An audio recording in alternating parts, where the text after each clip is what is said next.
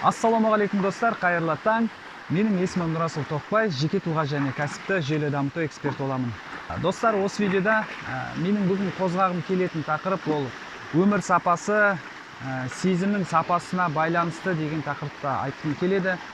Расында қарайтын болсақ, бәрімізде бір үлкен бір мансап, немесе бір мақсаттарымыз болады. Үй алсам, машина алсам, көлік алсам дегенде. Енді бұл нәтижеге жеткеннің өзінде бір белгілі бір уақыттан кейін бұл сезім жайлап үйреншікті болып, басқа мақсаттарды ойлай бастаймыз. Мысалы, кезінде машина алам дедім, машина алдым, үй алам дедім, үй алдым. Бірақ бақыт сезімі көпке тұрмайды. Бір 2 апта, 3 апта, әр кетсе 6 айдан кейін бұл сезім басылады да біз тағы да басқа мансаптарды ойлай бастаймыз. Адамның табиғаты сондай.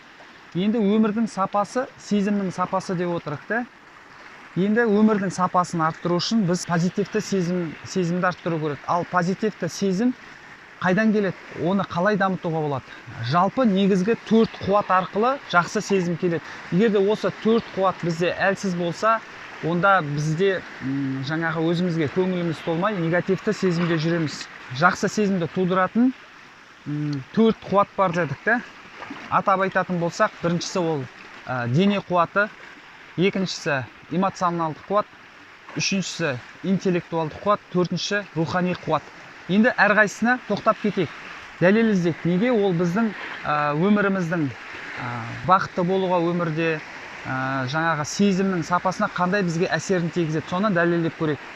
Мысалы, егер де біз жаттықпайтын болсақ, денемізге көңіл бөлмейтін болсақ, онда біз біздің өзімізге деген сезіміміз нашар болады. Біздің сезім мен денеміз екеуі байланысты.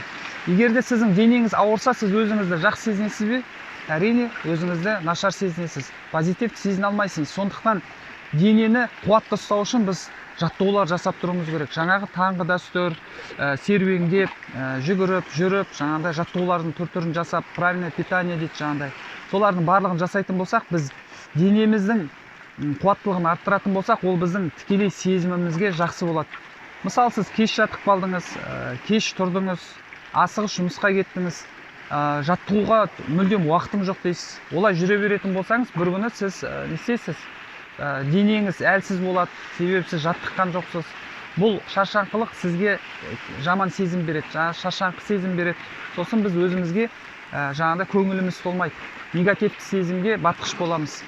Ал жаттығатын болсақ, ол бізге жақсы жаңағыдай, мысалы, таңертең ерте тұрып, күнде жаттығып, артық тамақ жемей, нормасымен жеп, уақытымен су ішіп жүретін болсақ, онда ол біздің қуатымызды арттырады, қуат бізге жақсы сезім береді.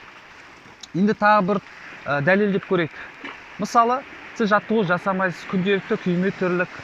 Сіз, мысалы, адам өстіп, жерге қарап жүретін болса, ода негатив сезім болады. Керісінше кеудесін көтеріп, деп кең демалып, тіке жүретін болса, ода жақсы ойлар келеді. Оны ғалымдар зерттеген. Өзіңізде тест жасап көріңіз, бүкірейіп, жаңағыдай жүріп көріңіз, сізге негативті ойлар келеді. Ал бойыңызды түзеп, кең демалып, жақсы жүретін болсаңыз, сізде миға кислород барады, кеудеңіз ашық болады, сізге позитивті ойлар келе бастайды. Мысалы, прайминг деген жаттығу арқылы мен өзімнің қуатымды, сезімімді арттырамын. Қалай? Мысалы, түстен кейін көбінде бір көп жұмыс жасағаннан кейін компьютерде отырып қалатын болсам, сол жаттығу арқылы өзімнің қуаттылығымды аз ғана уақытта көтеріп аламын. Мысалы, столдың шетіне отырамын, бойымды түзеп, осылай тіке отырамын да, сосын 30 рет кең демаламын. 30 рет демалам, содан кейін тоқтаймын да, өзімнің өмірдегі бір үлкен жетістіктерімді ойлай бастаймын. Бір жетістігімді ойлаймын, 1 минут ойлаймын, қалай соған жеттім, сол сезімді ойлағаннан кейін барып, мен қайттан тағы да екінші рет 30 рет демалам, деп 30 рет демалам, содан кейін барып тағы да екінші жетістігімді ойлаймын. Екінші жетістікті ойлаймын, ол маған жақсы сезім береді. Сол жетістікке жеткенде қандай сезімде болдым, соны ойлаймын. Сосын үшінші рет тағы да деп сол миға кислород барады, жалпы өзіңді жақсы сезіне бастайсың. Содан кейін тағы да үшінші жетістікті ойлаймын. Осы 3 рет ойлағаннан кейін, 3 рет кең демалғаннан кейін менің денемде қуат болады, миға кислород барады, және де өзімнің жетістігімді ойлау арқылы мен өзімді жақсы сезімге алып келемін. Мен осының өзі бір әр кетсе 3 минут 4 минут уақыт алады, бірақ өзімді жақсы сезімге әкеліп аламын. Жалпы сезім біздің нәтижемізге тікелей әсерін тигізеді. Егер де біз өзімізді қуатты, өзімізге де көңіліміз толып, сезім жақсы болса, позитив сезім болса, ол біздің тікелей өміріміздің сапасына және де жетістікке жетуге, әрекет етуге бізге септігін тигізеді. Ол жаңағы отын секілді да, қуат. Достар, дене қуаты біздің жаңағы тікелей сезіміміздің сапасына алып келеді. Ал сезім сапасы біздің өміріміздің бақытты болуымызға әсер етеді.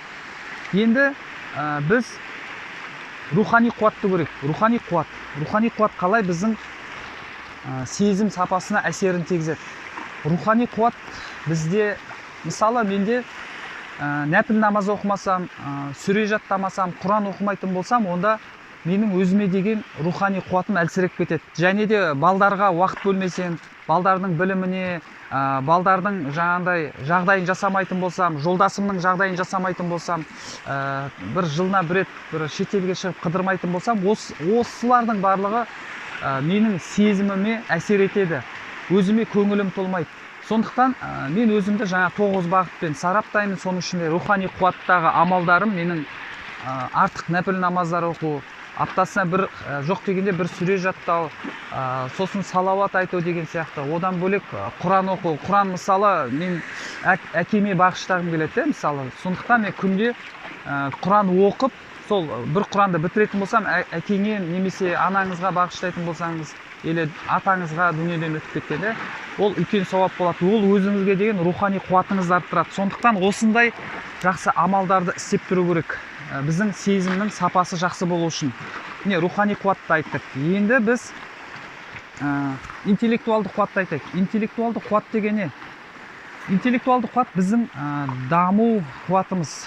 Егер де біз білім бағытында дамитын болсақ, дағдыланатын болсақ, ол біздің жаңағы сезім сапасын ол да арттырады. Мысалы, мен кітап оқитын болсам, сол кітап арқылы курс шығарып, сол курспен халыққа пайдамен бөлісетін болсам, алған білімдеріммен, халықтан алған алғысым, ол менің интеллектуалды қуатымды арттырады.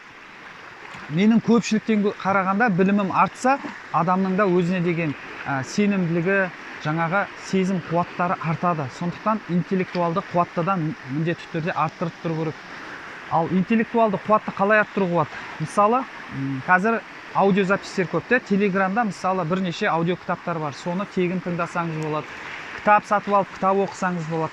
Немесе ютубта видеолар бар да, бірнеше пайдалы осындай видеолар бар. Немесе біздің Өзгер академияға тіркелсеңіз болады, осында да бізде бірнеше пайдалы видеолар бар. Міне, осы кітап оқу арқылы, аудио тыңдау арқылы, видео қарау арқылы біз өзіміздің жаңағы білім деңгейімізді өсіруімізге болады. Және де оны тек өсіріп қоймай, сол пайдалы біліммен бөлісетін болсақ, ол бізде жаңағы адамдардан алған алғысы бізге қуат болып келеді, достар. Міне, интеллектуалды қуатты да арттырып тұру керек. Енді бізде эмоционалды қуат қалды. Міне, эмоция деп отыр. Эмоция ол сезімде. Біздің тақырып қазір өмір сапасы, сезім сапасына байланысты деп отырық. Енді біз эмоцияны да басқара алады екенбіз. Эмоцияны басқаруға болады. Тек сол құралды білсек, біз тек қана жаңа бір жетістікке жеткенде бақытты болу емес, қазіргі сәтке де шүкірлік айтып біз бақытты бола аламыз. Мысалы, эмоцияны басқару үшін жаңағы айтып отырық қой, прайминг арқылы етуге болады, жаңа дем жаттығумен біз жақсы ойлау арқылы болады. Мысалы, мен таңғы дәстүрде шыққанда бірінші эмоцияны басқаруға арналған құралдарды да қолданамын. Ол қандай құралдар? Мысалы, Аллаға шүкірлік ететін болсаңыз, уа Раббым, осы таңдаттырғаныңа альхамдулиллах, 12 мүшемнің саулығына альхамдулиллах, еліміздің тыныштығына альхамдулиллах деген сияқты шүкірліктерді айтатын болсақ, ол да бізге бақыт сезімін береді екен.